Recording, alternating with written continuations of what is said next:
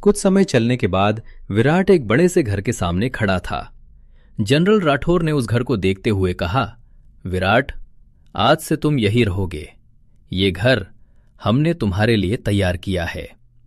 विराट चुपचाप उस घर को देखता रहा और फिर उसकी आंखों के सामने गुजरने लगे वो 10 साल।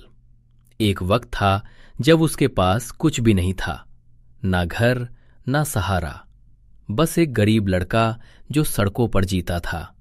और आज उसके पास किसी चीज की कमी नहीं थी।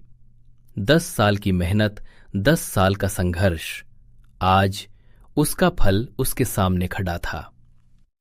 विराट ने राठौर की तरफ देखा और धीरे से कहा, और मैंने आपसे जो दूसरा काम कहा था? राठौर हल्की सी मुस्कान के साथ बोले, तुम्हारा एडमिशन मुंबई यूनिवर्सिटी के 2nd ईयर में हो चुका है।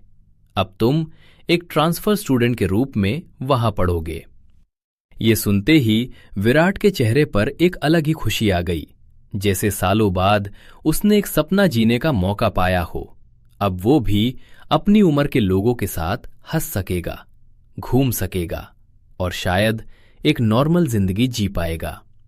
राठौर उससे ऐसे देखकर मुस्कुरा दिए और फिर उसे वहीं छोड़कर चले गए।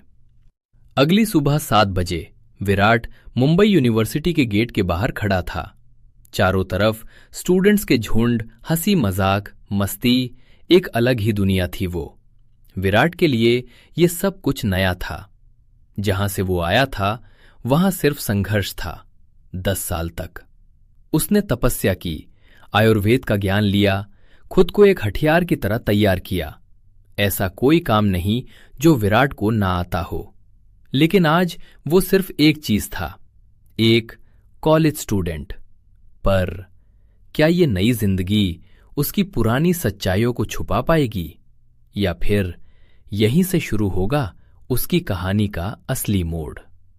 जानने के लिए बने रहिए हमारे साथ।